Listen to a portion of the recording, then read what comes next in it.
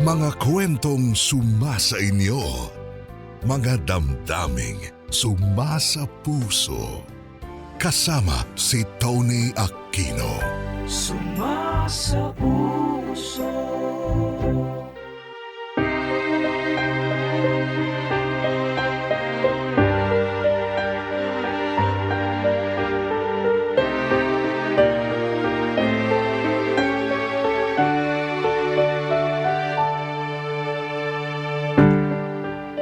Tony, ako si Loisa, 35 anyos at nagtatrabaho sa isang pribadong kumpanya bilang isang branch manager. Ngayong taon ko lang nadiskubre ang programa nyo dahil na rin sa mga kasamahan ko sa trabaho. Sila rin ang nag-udyok sa akin para sumulat sa inyo. Alam kasi nila ang pinagdaanan ko nitong mga nakaraang taon. Umaasa ako na marami ang makakaintindi sa akin. Tony, 28 anyos ako noon nang makilala ko si Joseph.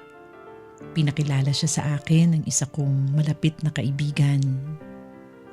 Nag-umpisa kami bilang chatmate hanggang sa niyaya niya akong lumabas.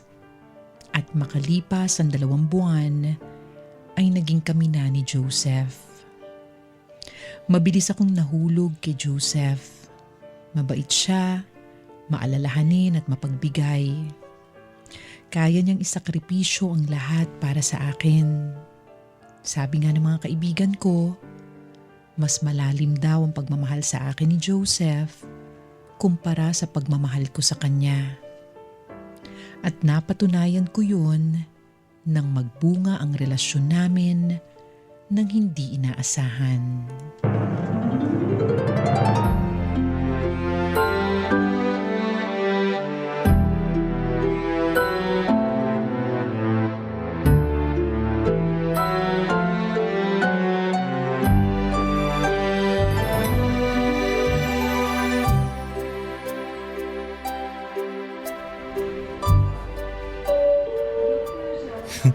Grabe, di ko lang mapaliwanag na maayos pero para ako nakalutang sa ulap ngayon. Baby girl. Magkakaroon na tayo ng baby girl, Loisa. Mini Joseph. Anong mini Joseph? Dapat kamukha ko para maganda, no? Parang di ko ma-imagine na mukha mo tapos babae. Well, sorry ka na lang kasi sabi nila kapag ang panganay babae, malamang kamukha ng tatay. Hindi kaya. Huwag ka sa gwapo kong to. Malamang magandang babaeng version ko. So bawi ka na lang sa baby number 2. Sira, di pa nga lumalabas to yung kasunod na agad nasa isip mo. Bakit? Ano masama doon? Ayaw mo ba nun? Family planning na kaagad? Halika na nga, nagugutom na ako. Pala Loisa. Napag-isipan mo na ba yung sinabi ko sa'yo kahapon? Yung... Yung pagpapakasal. Pakasal na tayo. Joseph, na-appreciate ko yung kagustuhan mo na panindigan yung pagbubuntis ko pero sa tingin ko kasi hindi pa oras para isipin natin yun eh. Kasi una sa lahat, hindi mo naman ako tatakbuhan, di ba? Matinong karelasyon ka naman. Nandito ka, kasama ko. Isa pa, parang masyado pang maaga. Masyado maaga? 2 taon pa lang kaya tayo. Sus, Loisa naman, magkakaanak na nga tayo. Oo nga, pero iba pa rin kung mas mahaba-haba na yung pinagsamahan natin. Kasi aminin natin, oo, magkakaanak na tayo, pero hindi natin sinasadya to. Hindi natin sinadya pero masayang-masaya ako na magkakaanak na tayo. Ni minsan hindi ako kinabahan o nagdalawang isip. Alam ko. Pero isa-isa lang muna, okay? Patapusin mo muna tong pagbubuntis ko. Mag-adjust lang muna tayo, then tsaka natin pag-usapan yung kasal. Okay? Okay, sige. Kung yan ang gusto mo, ikaw bahala. Teka lang. Ba't ganyan mukha mo?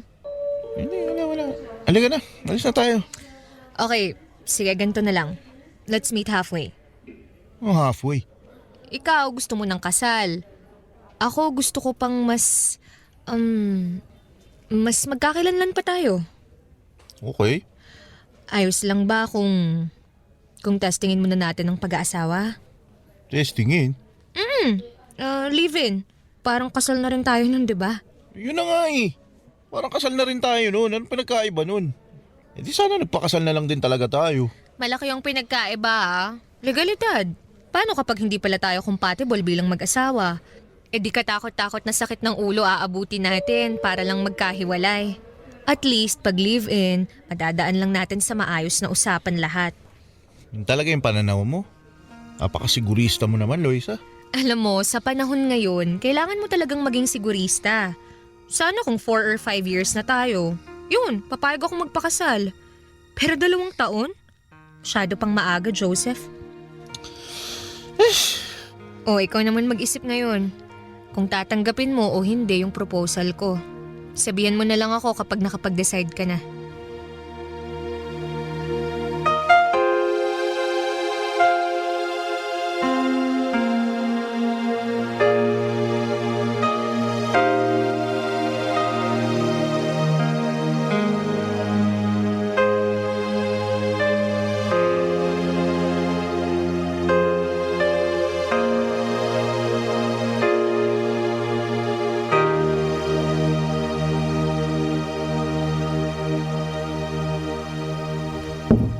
Live-in? Live-in, Loisa? Ma, kalma ka lang. Anak ng hipong hilaw ka naman, Loisa. Sira na ba yung tuktok mo? Inalok ka ng kasal, pero pinagpalit mo sa live-in na lang. Anong klaseng pag-iisip meron ka, ha? Ma, nagpapaka-practical lang po ako. Ay, naku, anong practical dun? Bubita ka. 2 years pa lang kami, ma. Marami pa kaming kailangang pagdaanan. Lalo na, magkakaanak na kami. Wala na kami sa honeymoon phase. For sure, maraming problema ang darating sa amin. Aba, dapat makita ko muna kung anong klaseng tao kami kapag inulan kami ng sakit ng ulo. Ano ka mo? Ma, marami na akong narinig na kwento na masaya nung una pero nagkandaletse-letse ang pagsasama nung nagkaroon ng anak. Paano kung ganun din kami ni Joseph? E di mas madaling kumawala kung hindi kami legal na mag-asawa. Anak naman. Napakaswerte mo na nga at inalok ka ng kasal ng boyfriend mo. Hindi mo ba naiintindihan yon? Marami dyan iniiwan sa ere pagkatapos anakan. Kung baliktarin natin ang sitwasyon, paano kung si Joseph lang ang gustong makipaghiwalay? Di wala kang laban. Hindi mo pwedeng habulin kasi hindi naman kayo kasal. Ano, naisip mo ba yon? Kung yun ang mangyayari, di hiwalay kung hiwalay. Wala naman sa kasalang kahalagahan ko bilang babae. At hindi nakadepende sa kasalang kakayanan kong buhayin ang anak namin. Tsaka ma, please lang, wag mo kaming diktahan ni Joseph. Tanda na kami. Baka mamaya niyan, yung pangiipit mo pa ang maging dahilan ng pagkakaroon namin ng problema. Kaya please lang ma, hayaan mo muna kami. Ewan ko sa'yo, Loisa. Bahala ka sa gusto mo. Total, sa'yo na rin ang galing, matanda ka na. Wag lang sanang dumating yung araw na lalapit ka sa akin at umiiyak na parang bata. Tony, isa ako sa mga naniniwala na hindi sagot ang kasal kapag nabuntis ang isang babae. Para sa akin masyado pang hilaw ang relasyon namin ni Joseph para masabing pwede na kaming magsama habang buhay. Huwag niyo sana akong masamain. Naniniwala naman ako sa kasal. Pero dun sa kasal na matagal pinag-isipan at pinaghandaan. Sa kasal na nanggaling na sa matinding mga pagsubok. At naniniwala kasi ako noong mga panahon na yon na hindi pa kami dumadaan ni Joseph sa matinding pagsubok na pwedeng pagdaanan ng isang magkasintahan. Napatunayan ko yun nang magsama na nga kami sa iisang tahanan matapos kong manganak. Ang daming nagbago, Tony. Madalas kaming mag-away. Kasi para sa akin, wala siya masyadong ginagawa para tulungan ako sa bata. Pero para sa kanya naman, masyado akong demanding at mataas ang emosyon. Lumabas talaga ang masasama naming ugali dahil kulang kami sa tulog, kulang sa oras para sa aming mga sarili. Kinalimutan na rin namin ang salitang lambingan. Tony, Ilang beses naman naming sinubukang ayusin ang lahat. Inabot din naman kami ng ilang taon bilang mag-live-in partner. Pero nauwi rin kami sa hiwalayan. Maayos naman ang paghihiwalay namin ni Joseph. Nangako kami sa isa't isa kahit hindi na kami magkasama na gagawin naming prioridad ang anak naming si Francine. Na hindi namin ipaparamdam sa bata na galing siya sa isang broken family.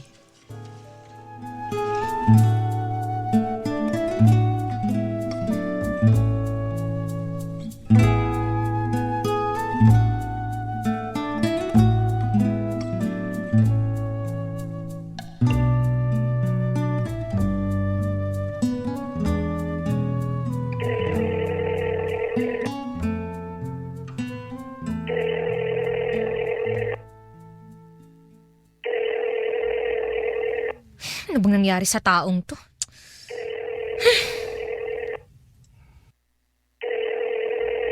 Ay, wag na nga. O ano, nak? Natawagan mo na? Nasaan na daw siya? Hindi pa rin nga sumasagot eh. Oh, itong kape mo. Ring lang po ng ring yung cellphone. Naka-anim na tawag na ako. Ang usapan namin, 8:00 ng umaga, susunduin niya si Francine. 10:30 na, wala pa rin paramdam. Baka nakalimutan niyang Sabado ngayon. Diyos me naman, weekend na nga lang niya nakakasama anak niya, kakalimutan pa niya. Tsaka nakakainis kasi ilang beses na siyang nalilate sa usapan. Pero ngayon lang nangyari yung walang text o tawag na mahuhuli siya ng dating. Eh baka naman napuyat kagabi at hindi pa nagigising. Ano namang ikakapuyat niya? Ano, gumimik siya, alam naman niyang araw niya sa anak niya tuwing Sabado. Aba, ewan. Baka mamaya nag-overtime sa trabaho. Ay, tigil-tigilan niya nga ako. Kanina pa naghihintay yung bata. Nakabihis na nga't lahat-lahat eh. Di na siya naawa. Eh teka, nasa na nga ba yung apo ko? Nasa kwarto po, nanonood ng cartoons. Ilang beses na nga ako tinanong ni Francine kung nasa na yung papa niya eh. Sabi ko na lang malilate kasi nasiraan ng sasakyan. Oo, tama yan. Huwag mong sasabihin sa bata kapag may nagagawang mali o kapalpakan si Joseph. Tahimik ka lang dapat sa anak mo. Maglilimang taon pa lang si Francine eh. Hindi pa niya naiintindihan ng mga ganong bagay. Alam ko naman yun, ma. Pero bukod sa ayokong masira si Joseph kay Francine, mas inaalala ko yung bata. Ayokong maramdaman niyang hindi siya importante sa tatay niya. Ay, lalo na yan. Ay, baka si Joseph na yan. Ay, Diyos ko, sana naman. Teka, ma, silipin ko lang muna. Oo. Si Joseph nga. Ay, sa wakas. Ba't ngayon ka lang? Teka, bago ka magalit, magpapaliwanag muna ako. Late ako nagising. May tinapos akong trabaho kagabi. Pero nung nagising ako, nagbadali kaagad akong gumayak para masundo si Francine. Ba't di mo sinasagot yung mga tawag ko? Kasi nga nagmamadali na ako. Alam ko namang sisermonan mo ako kaya naisip ko pagdating ko na lang. Alam mo, Joseph, namumuro ka na ha. Ilang beses ka nang nalilate sa pagsundo sa anak mo. Pasalamat ka, pinagtatakpan pa kita sa bata eh. Loisa, alam ko namang may pagkakamali ako pero hindi ko naman kasi kontrolado lahat ng bagay eh. Yung trabaho ko hindi naman natatapos ng Lunes hanggang Biyernes. Minsan nga nag-o-overlap pa. Wala na nga akong pahingi. Ay talaga? Yung hiya naman ako sa'yo, Joseph. Ako na nagtatrabaho din araw-araw, mapa sa labas o sa loob ng bahay. Pero nagreklamo ba ako sa'yo na wala akong pahinga at hindi ko kaya mag-alaga ng bata, ha? Okay. Sorry. Mali ako na sinabi. Sorry.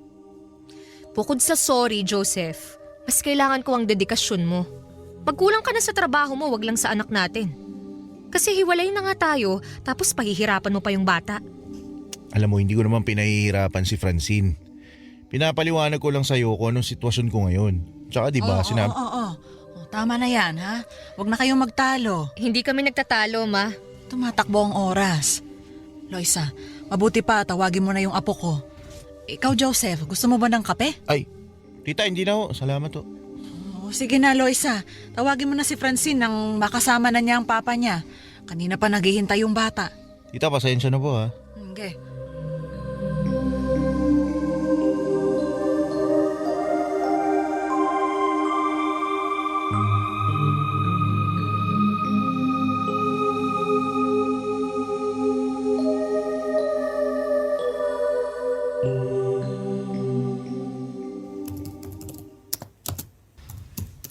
Loisa, hindi ka pa ba tapos dyan? Ay, mag-aalasin ko na ng hapon, no? Kanina ka pang 11:00 nasa harap ng computer mo. May mga tinatapos lang ako, ma. Para hindi ako masyadong stressed pagdating ng Lunes. Hindi nga stress pagdating ng Lunes. Hindi ka naman nakapahinga ng Sabado at Linggo. Ikaw talaga, oh. Ma, wala naman akong ibang gagawin eh. Sayang sa oras. Huh? May bisita ka ba, ma? Ako? Wala. Baka delivery. Silipin mo muna kung sino. Opo, teka lang po. Huh? Si Joseph? Anong nangyari kay Francine? Relax, walang nangyari sa anak natin. Bakit kayo nandito? Pagod na raw si Francine tsaka inaantok na. Mama, Pasok ka muna, anak. Go to Lola muna, ha? okay. Bakit dito ka dumiretso? Hindi ba mag-overnight sa'yo yung bata? Ito na nga, Loisa Tumawag kasi yung boss ko sa akin kanina. Napasama ako sa Batangas bukas Oh, ano ngayon? Loisa naman, siyempre kailangan ko sumama sa boss ko. At hindi ko magagawa yon pag nasa bahay si Francine. Joseph naman. Talaga ba? Late ka na nga, maaga mo pa hinatid yung anak mo. Ano ba naman yung patulugin mo muna sa bahay mo tapos ihatid mo na lang dito pag pupunta ka na ng Batangas, 'di ba? 8:00 yung alis ko, paano pagtulog si Francine noon? Di gisingin mo. Puputulin ko pa yung tulog ng bata. Minsan lang naman yun. Ang importante, nakasama mo siya. O yun na nga minsan lang. Baka pwedeng pagbigyan mo na ako ngayon. Hassle kasi. Ano, hassle? Hindi si Francine, okay? Hindi hassle yung anak ko kahit kailan. Hassle lang yung sitwasyon ko. At ayoko madama yung anak ko. Kaya, niling ko lang sana sa'yo yung malawak mong pag-unawa. Kahit ngayon lang. Babawi naman ako sa susunod na weekend Promise yan. Bahala ka na nga, Joseph. Ako tong gumagawa ng paraan para hindi lumayo sa'yo yung loob ng bata tapos ganyan gagawin mo. Ngayon lang naman nangyari tuloy Tapos gagawin mo na kaagad ako masamang tatay. Para kay Francine din naman tong pagsusumikap ko. Akala mo. Para sa pag-aaral niya to. Okay, sige. Sabi mo Gawin mo kung anong sa tingin mo ang tama. Basta ako, ginagawa ko ang makakaya ko para hindi mapalayo sa'yo ang loob ng anak mo. Nasa'yo na yon kung makikipagtulungan ka o hindi.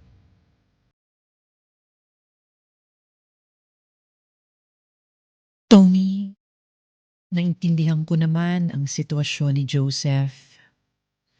Pero ayoko kasing matulad kami sa iba kung saan ramdam na ramdam ng bata na hiwalay ang mga magulang niya. Ayoko maramdaman ni Francine na nasa gitna siya ng dalawang tao na may magkaibang buhay. Gusto ko pa rin siyang lumaki na parang akala mo ay kumpleto ang pamilya niya. May nanay, may tatay, na mahal siya. Kaya ganun na lang ang inis ko sa tuwing nakakagawa ng pagkakamali si Joseph. Dapat hindi niya hinahaluan ng ibang bagay ang oras niya para sa anak niya. Kasi ganun ang ginagawa ko Sinisiguro kong nabibigyan ko ng higit sa sapat na oras si Francine. Kung kaya ko, dapat kaya din ni Joseph. Pero alam niyo, Tony, may punto naman pala ang kinagagalit ko. Totoo na nagtatrabaho at yun ang inaatupag ni Joseph. Pero kasabay pala nun ang pagkakaroon niya ng bagong nobya. Ipinakilala naman sa akin ni Joseph si Ami. Senyales na seryoso siya sa relasyon nilang dalawa. Aaminin ko, masaya ako para kay Joseph. Pero hindi buong puso ang saya ko. Dahil may parte sa akin ang hindi mapanatag. Kasi parang napakabilis naman makausad ni Joseph. Ang bilis niyang makahanap ng ipapalit sa akin. Samantalang ako, naglalaan pa ng sapat na oras para makapag-adjust sa paghihiwalay namin. Nakatuon lang ako sa anak naming si Francine, pero siya may nahanap ng panibagong makakasama.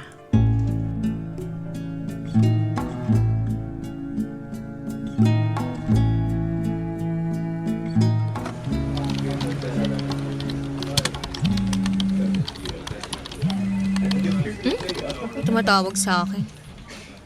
Si Joseph? Teka nga. Hello? Liza, Oh, may gagawin ka ba mamaya? mamaya? Pagkatapos ng trabaho? Oo. Wala, uuwi na. Biyernes ngayon ah. Di ka ba lalabas kasama yung mga kaibigan mo? Uso pa ba yun? Ako, Joseph. Huli kong ginawa yun nung bago ako mga kay Francine. Ah, ganun ba? Ba't mo natanong? Ayahin ko sana kayo ni Francine kung pwede. Saan? Anong gagawin? Wala naman, kakain lang sa labas. Tayong tatlo lang? Oo naman. Si Ami? Hindi, tayo lang. Tsaka naisip ko baka pwede na ako sa bahay ko mag-overnight si Francine para umaba naman yung oras namin. Kung papayag ka. Oo naman. Walang problema. Natutuwa anak mo nun. So bale, sunduin ko kayo mamaya. Ano oras? Siguro mga 6 p.m.? 6 p.m. Sige. Magtawagan tayo mamaya. Okay. See you. Oo, sige. Bye.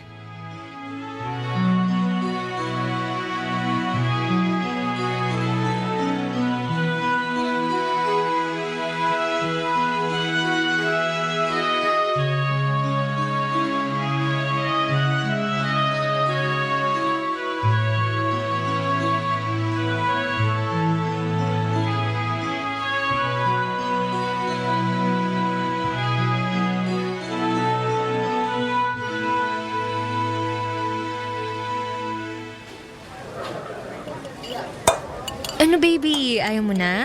Busog ka na? Okay, sige. Ito, coloring books mo, ha? Tsaka, ay, teka. Ito, crayons. You put color in this picture muna, ha? Kakain lang si mama. Grabe. Ang tsaga mo magpakain ng bata. Pag kami ni Francine na magkasama, parang ako yung maiiyak eh. Ang hirap niya pakainin. Mapili. Tapos ang tagal pang umuya. Wala naman akong pagpipilian kundi habaan ng pasensya ko.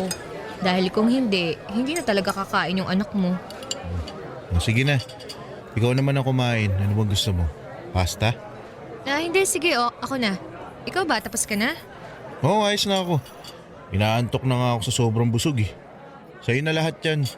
Tapos sabihan mo ako pag may gusto ka pa. Naku, sobra-sobra na tong in-order mo. Baka nga di ko na rin to maubos. Tsaka, ano palang meron at naisipan mong mag-aya? Grabe ka naman. Kailangan ba may dahilan para ayain ko yung mag-ina ko? Mag-ina? Ang ibig ko sabihin, yung anak ko tsaka ikaw, nanay niya. Wala namang masama. Kaibigan naman tayo. Sa bagay. In fairness sarap nitong in-order mo. Bestseller yan. Kaya pala. Totoo niyan. Tama kay. May dahilan nga. Kaya ako nakipagkita sa'yo. Sabi ni, ano yun? Pagpapaalam mo ba si Francine? Hindi. Bale walang kinalaman si Francine sa sasabihin ko. I mean, may kinalaman. Malaking kinalaman, pero hindi tungkol sa anak natin mismo. Uy, ano nga?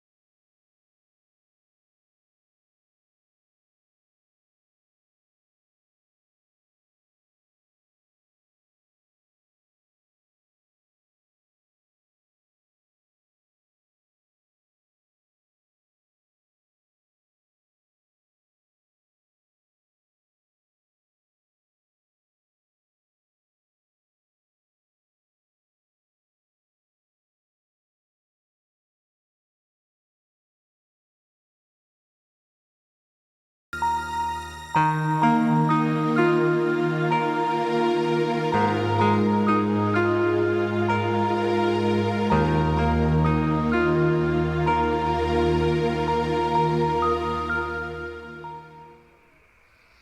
nak.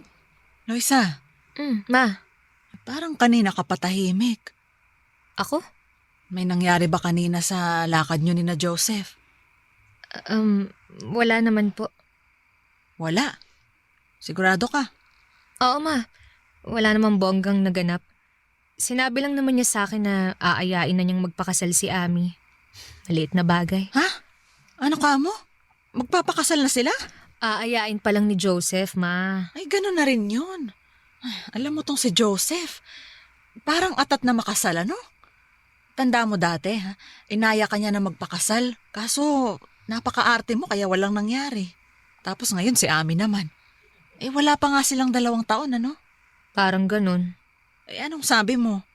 Dapat tinanong mo kung bakit ang bilis naman ata nila magpakasal.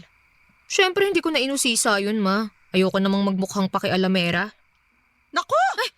Ma naman! Kailangan sumigaw. Naku, Loisa! Oh. Baka buntis si Ami. Buntis yun, walang duda. Ma, hindi naman siguro. Sasabihin ni Joseph sa akin kung buntis si Ami. Kasi syempre, kapatid ni Francine yun. Kaya kailangan, alam ko. Pero wala namang nabanggit eh. Kaya feeling ko hindi. Kung sa bagay. Eh, anong nararamdaman mo? Ako? Wala.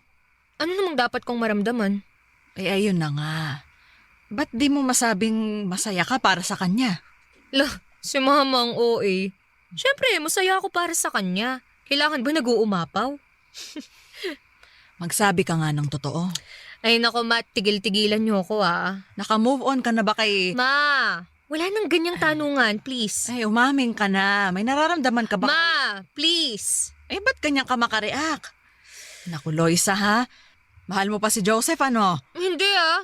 Ay, ako wag mo akong pinagloloko-loko, ha? Mahal mo pa? Ma, tama na. Ayoko ng ganitong usapan. Jesus mio. Ma, hindi nga. Eh, bakit nagkakaganyan ka? Wala. Ewan ko. Hindi ko alam. Hindi ko ma-explain. Mahal mo pa nga. Hindi ko nga alam, Ma. Hindi ko alam. Ay, hindi pwedeng gano'n. Basta hindi ako masaya. Hindi ako okay. Pero hindi ko alam kung dahil ba gusto ko pa rin si Joseph o baka dahil naiinggit lang ako sa kanya kasi buti pa siya naka-move on na talaga. Buti pa siya nakahanap na ng kapalit ko. Samantalang ako wala. Olats. Kung ano ako nung nag-break kami, ganun pa rin ako hanggang ngayon. Sin wala.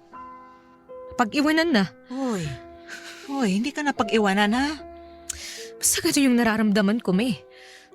Kaya please lang, huwag na nating pag-usapan. Huwag mo nang ipaungkat sa akin lahat. Kasi lalo lang akong naaawa sa sarili ko eh. Kahit hindi naman dapat. Tony, aaminin ko sa isip ko ay umaasa pa rin ako kahit konti. Umaasa na posible pang mabuo ang pamilya namin. Kasi kahit papaano ay nandun pa rin naman ang pagmamahal ko para kay Joseph. Hindi na nga lang singtindi gaya nung dating kami pa. Kumbaga, wala na ang apoy, pero nandun pa rin ang baga. Pero mukhang dapat ko nang kalimutan ang kaunting pag-asa na yon dahil ikinasal na nga si Joseph at si Ami. Halos 1 taon din ang paghahanda nila. Simple lang ito at 50 katao lang ang dumalo. Siyempre flower girl ang anak namin na si Francine. Hindi naman ako nagseselos, Tony. Pero may konting inggit siguro. Nainggit ako kay Joseph dahil nagawa na niyang magkaroon ng bagong buhay. Natupad na niya ang pangarap niyang maikasal sa babaeng mahal niya. Isang bagay na hindi ko nagawang ibigay sa kanya noon. Sabi nga ng kaibigan ko, ako ang nauna. Pero sa iba siya napunta. Tony, naging maayos naman ang samahan namin ni Joseph kahit may asawa na siya. Nakakakwentuhan ko rin si Ami paminsan-minsan. Mabait naman si Ami, malumanay magsalita, dalagang Pilipina. Malayo sa personalidad ko na malakas ang boses at minsan walang preno ang bibig. Kaya naman kahit papaano, panatag na rin ang loob ko sa tuwing nakina Joseph at si Francine. Kasi alam ko na maayos siyang pinakikitunguhan ni Ami. Puro masasaya naman ang kwento ni Francine kada uwi niya galing kina Joseph. Lalo na nung nagkaroon na siya ng kapatid.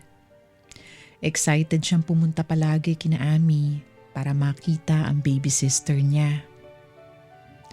Kaya lang Tony, habang tumatagal, medyo nababawasan na ang oras ni Joseph kay Francine dahil nga sa pagdating ng bago niyang anak. Naintindihan ko naman yun, kaya lang syempre, hindi lang maayos na pakikisama ang hiling ko kay Joseph.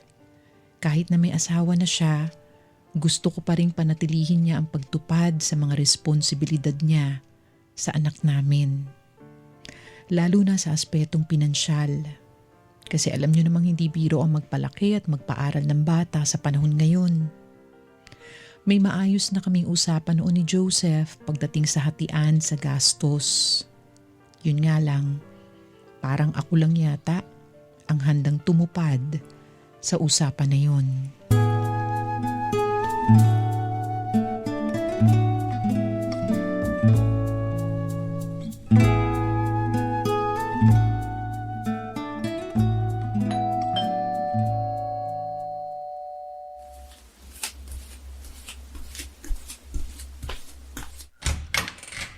Oh, ang aga mo yatang dumating. Si Francine. Tulog pa, 7 a.m. pa lang oh. Usually, ginigising ko siya 30 minutos bago mo siya sunduin. 8:30 pa dapat, di ba? Bakit ang aga-aga mo nagpunta rito? Nagulat ako sa tawag mo kanina. Gusto sana kita makausap. Sige, upo ka na muna. Kape, gusto mo? Ay, hindi na. Nagkape na ako sa bahay. Okay. Oh, tungkol saan yung pag-uusapan natin? Loisa, sana pakinggan mo maigi yung mga sasabihin ko ha. Ako po, ano yan?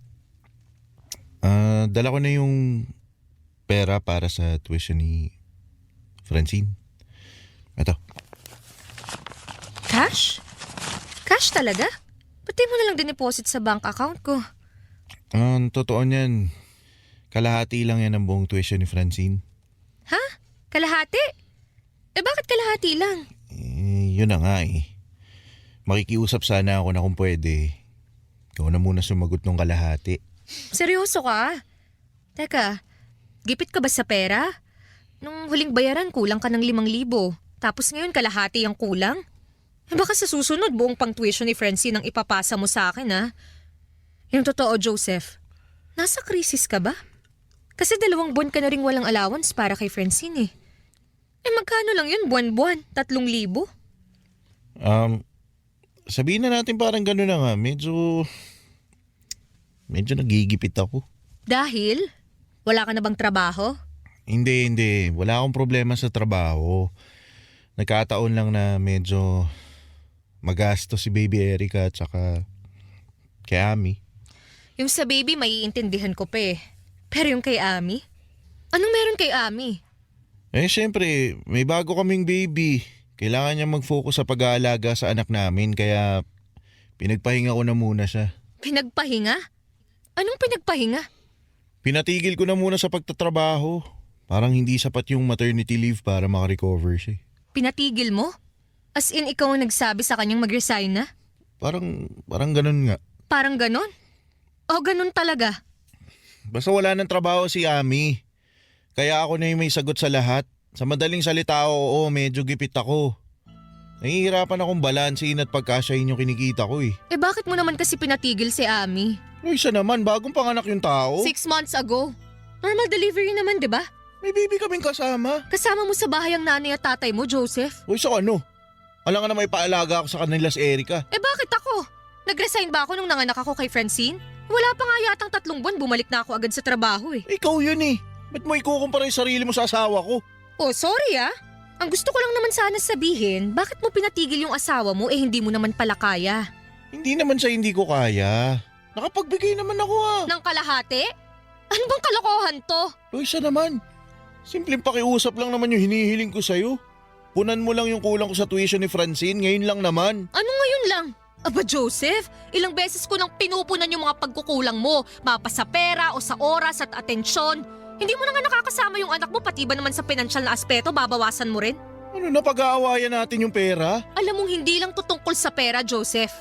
Tungkol to sa kabuuan mo bilang tatay kay Francine. Unti-unti mo nang iniisang tabi yung anak ko porke may sarili ka ng pamilya. Alam mong hindi totoo yan. Ginagawa ko lahat, Loisa. Ginagawa ko lahat. Pinipilit kong gampanan yung responsibilidad ko. Hindi mo lang alam na nagsasakripisyo ko para kay Francine at sa pamilya ko. Simpleng pangintindi lang naman yung hinihiling ko sa'yo eh. Masyado ka naman defensive. Kala mo mawawala ka ng sustento. Hoy, ayusin mo yung pananalita mo ah. Kung magsalita ka, kala mo sinusustentuhan mo ko? Kahit kailan hindi ako humingi ng pera sa'yo para sa sarili ko. Si Francine lang ang sagutin mo mula umpisa. Alam mo actually kulang pa nga eh. Kasi tuition lang ang pinababayaran ko sa'yo. Yung monthly allowance niyang 3,000, hindi mo pa nabibigay buwan-buwan. Binibigay mo lang kung kailan mo maalala. Hindi mo kasi pinapaalala eh. Ay, oo nga eh. Sana pala dinidikdik kitang maglabas ng pera. Pero for some reason, ako pa yung nahihiyang magpaalala sa'yo. Eh kasi alam mo sa sarili mo na dapat hindi lang ako yung gumastos para sa bata, dapat ikaw din. Anong sabi mo? Hoy! Joseph ah, akala mo ba tuition lang ang kailangan ni Francine? Para sabihin ko sa'yo, sagutin ko ang pagkain niya, tirahan, damit, sapatos, mga gamit sa eskwelahan, sabon niya, shampoo, toothpaste. At higit sa lahat yung pag-aalaga, oras at atensyon ng isang magulang. Kaya sige, umasta ka na parang kala mo nabibigay mo na lahat sa anak ko. Sige, magyabang ka! Ano? Hindi ko lang kasi nagustuhan yung sinabi mo na sinasantabi ko si Francine porke may sariling pamilya ako. Nainsulto ka? Hindi, ayoko lang kasi idama yung pamilya ko sa problema. Ah, yun pala yun. Diba? Kasi labas naman sila sa usapan eh. Hindi ko dinadamay sina Ami, Joseph. Ang pinupunto ko dito, huwag mong iisipin na pwede mong isakripisyo si Francine para mapunan ang pangangailangan ng pamilya mo. Dapat gumawa ka ng paraan. Hindi yung mga anak mo ang mag-a-adjust para sa'yo.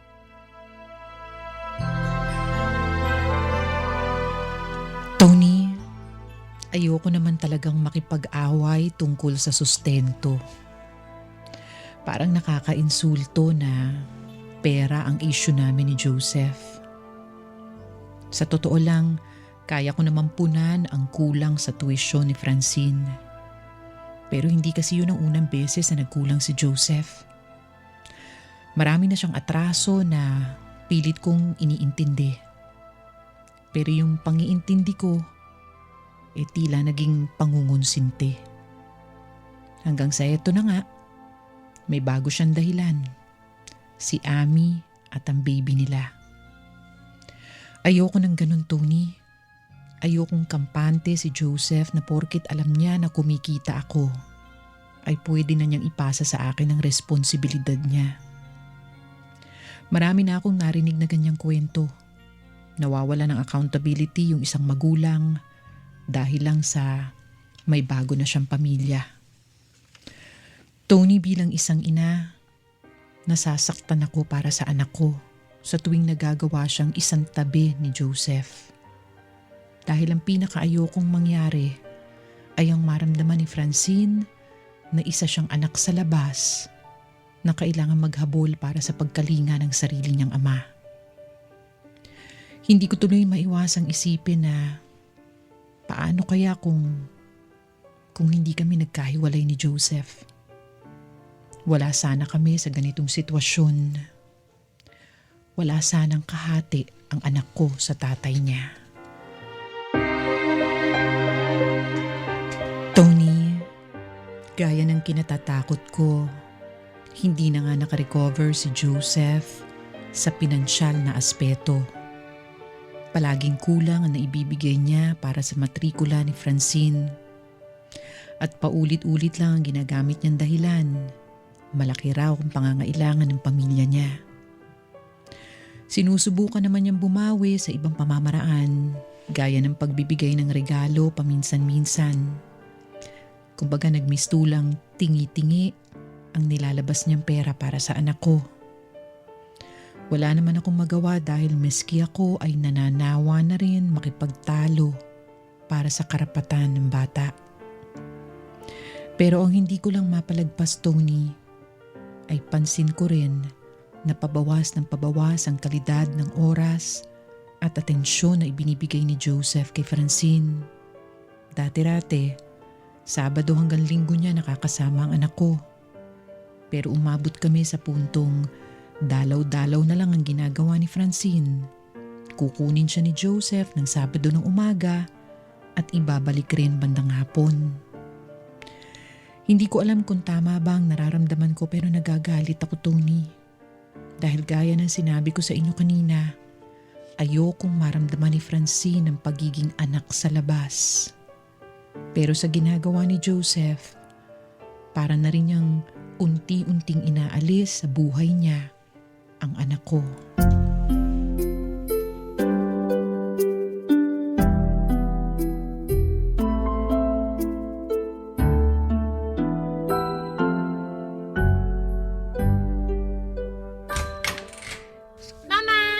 Hi, baby! O, go muna sa kwarto ng lola, ha? Mamaya papaliguan ka ni mama. Okay. Ito pala yung bag niya. Thank you. O, kumusta naman? Saan kayo nagpunta? Sa mall lang. Hinaya ko siya maglaro sa mga play zone para sa mga bata. Buong araw? Hindi naman, kumain naman kami. Maglakad-lakad. Binilang ko ng bagong pencil case. Nakita niya kasi sa display. Ayaw niya ng tantanan. Pasok ka. Kape, gusto mo? Juice? Hindi, okay lang. Magpapahinga lang ako ng mga ilang minuto. Nangawit kasi ako kakadrive kanina, sobrang traffic. Ay, nga pala. Birthday party ni Francine sa katapusan. Pwede ko bang imbitahan si Ami tsaka si Baby Erica? Nakakalakad naman na yung bunso mo, di ba? Sa katapusan? Birthday ni Francine sa 28, nakalimutan mo? Ay, hindi. Pwede kayong paagahin. Paagahin? Hindi, kasi pupunta kami ng Hong Kong sa katapusan. Mga 1 linggo kami doon.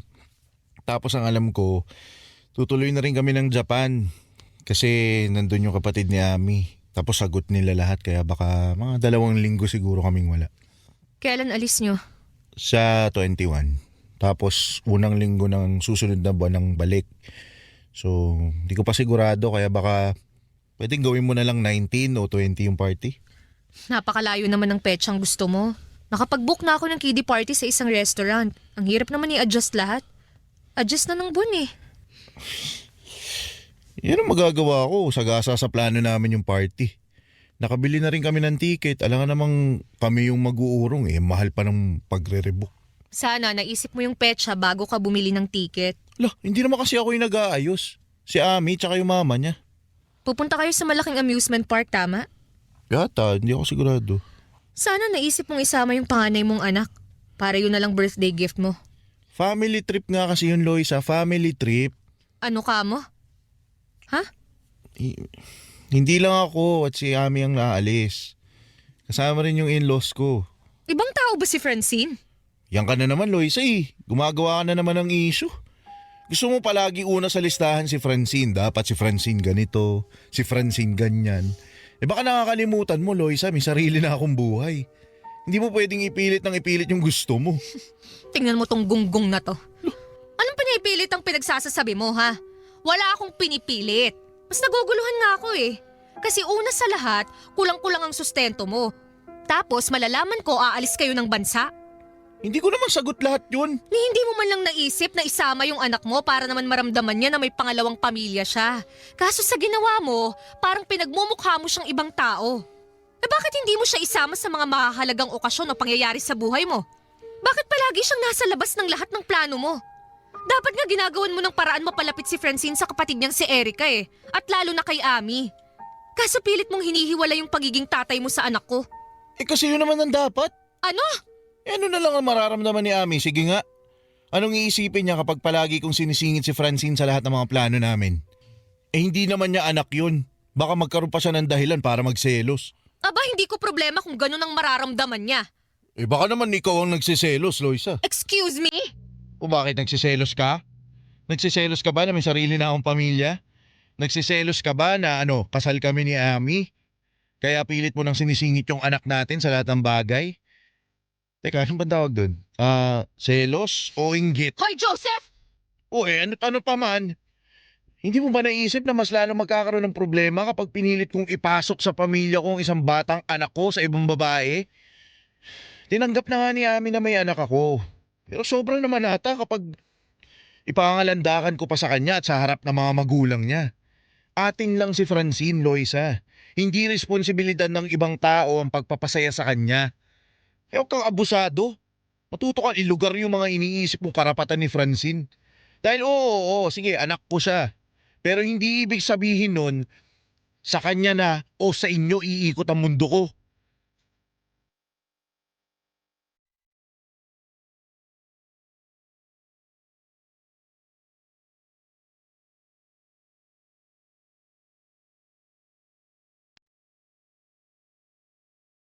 Tony, akala ko parehas kami ng dedikasyon sa pagpapalaki sa anak namin kahit magkahiwalay na kami. Kilala ko kasi si Joseph bilang masikap at porsigidong tao na takot madismaya ang mga mahal niya sa buhay. Siguro nga sadyang nagbabago lang talaga ang tao katagalan. Siguro din tama ang mama ko. Iba na ang prioridad ni Joseph. Hindi ko na pwedeng ipilit ang mga gusto kong mangyari. Kaya naman nagdesisyon akong tumigil na. Tinigil ko na ang paghingi ng sapat mula kay Joseph. Kung ano ang kaya niyang ibigay, yun na yun. Hindi na ako magbubunganga at magiging mapaghanap. Ako na lang ang bahalang magpuno ng mga pagkukulang niya. Ang nakakalungkot lang, dahil naging maluwag ako, lalong namihasa si Joseph. Minsan 2 at swerte ng 3 beses kada buwan kung kitain ng anak ko. Madalas tuloy mangulila sa kanya yung bata. Pero paano ko ipapaliwanag sa anak ko na may iba ng buhay ang tatay niya?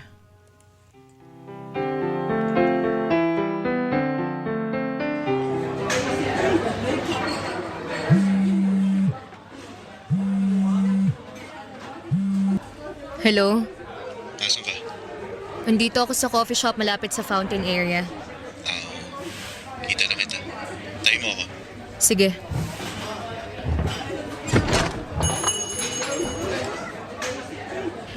Ay, nakapagod. Sobrang likot ni Francine, takbo ng takbo. Nasan sila? Ba't ikaw lang nagpunta rito? Di kailangan daw bilhin si tita sa butika eh. Tapos si Francine gusto sumama. I-message mo na lang kung nasan tayo. Sige. Teka. Meron bang pwedeng orderin dito? Merienda lang. May mga sandwich, tsaka pasta, pero karamihan inumin. Okay. Sige, mamaya na lang. Nga pala, Joseph. Sakto, wala si na mama. Gusto sana kitang kausapin. Tagal ko tong pinag-isipan bago ko sabihin sa'yo. Tungkol saan ba? Plano ko kasing magpunta ng Cebu.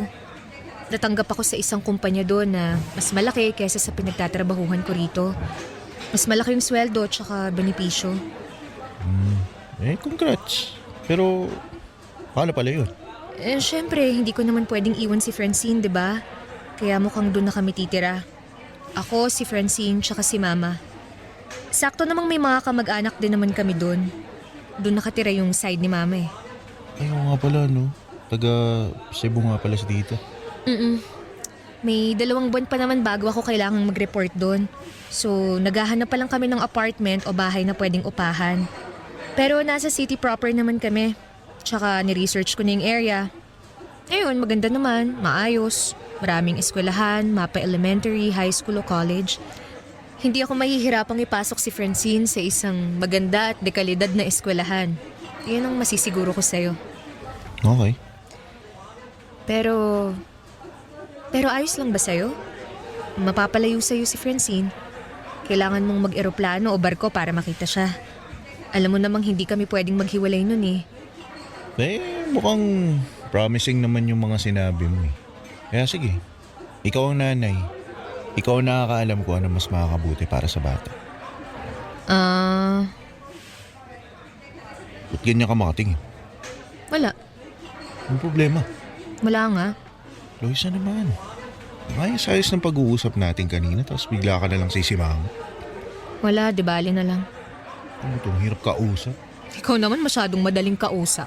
Alam mo yun, sobra. Ha? Siguro tuwang-tuwa ka sa sinabi ko, no? Nalalayo na kami ni Francine. Kasi hindi ka na obligadong kitain yung anak mo. Ano? Sa pagkakaalam ko kasi, ang normal na tatay, hindi papayag mapalayo sa kanila yung anak nila. Anak man sa legal na asawa o sa pagkabinata, basta anak. Pero ikaw? Di ka titing na pagtutol, wala? Suportado mo agad yung desisyon kong magpakalayo-layo. Halatang halata na natuwa ka sa narinig mo eh. Loisa, hindi totoo yan. Eh bakit pumayag ka kagad? Eh kasi yun yung gusto mo, di ba? Sabi mo, nakakuha ka ng mas magandang trabaho, malaki yung sweldo, benepisyo. Maganda rin ka mo yung lugar na lilipatan nyo. Pumayag agad ako kasi wala naman ako narinig na masama sa mga sinabi mo eh.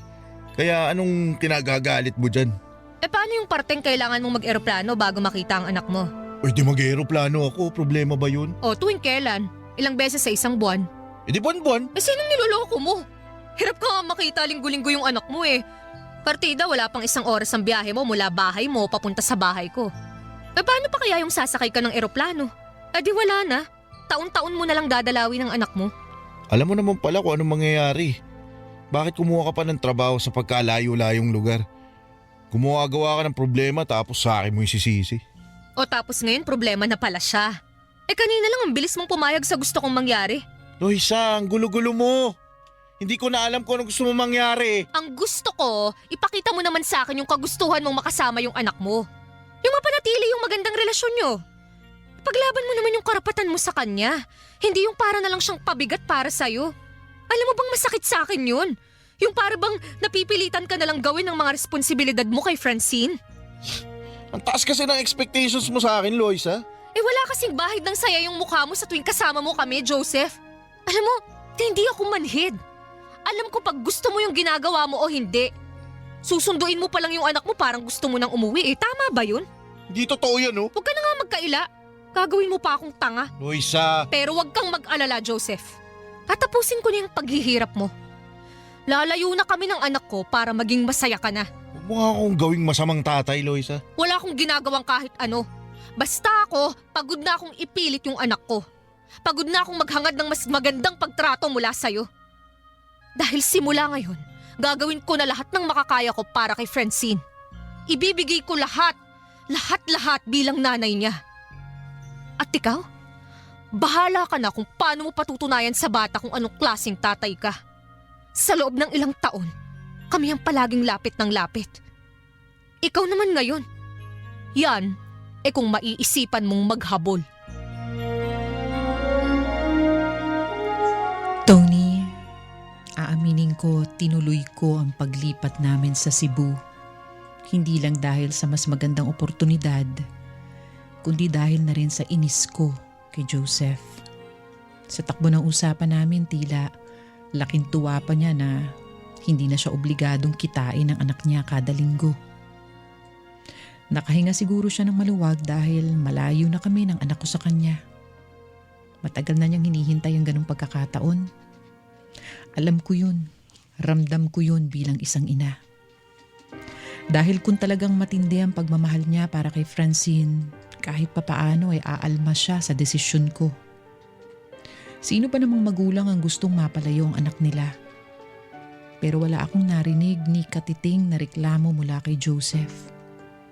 At sapat na dahilan na yun, Tony, para maging pinalang desisyon ko. Masama bang inilayo ko ang anak ko kay Joseph? Sa paningin siguro ng iba, oo. Pero para sa akin, tama lang ang ginawa ko. Mas mabuti nang isipin ni Francine na kaya siya hindi magawang madalaw ng ama ay dahil sa distansya sa pagitan nila. Kesa naman sa palagi ako nag-iisip ng kasinungalingan, mapagtakpan lang ang ang pagiging kalahating inutil ng kanyang ama. Sa ngayon, Tony, maayos naman ang lagay namin ng anak ko at ng mama ko. Nasa magandang eskwelahan si Francine at ako nagbabayad ng matrikula niya. Dahil hindi pa rin nadadagdagan ang pinapadala ni Joseph kahit nasa elementarya ng anak niya sa akin. At sa loob ng 3 taon namin dito, isang beses palang lumipad si Joseph para makita si Francine. Kayo na ang bahalang humusga. Basta ako, gagalingan ko na lang ang pagiging isang ina. Salamat sa pakikinig sa aking kwento. Sumasa Puso sa Super Radio DZBB. Kasama si Tony Aquino. Sumasa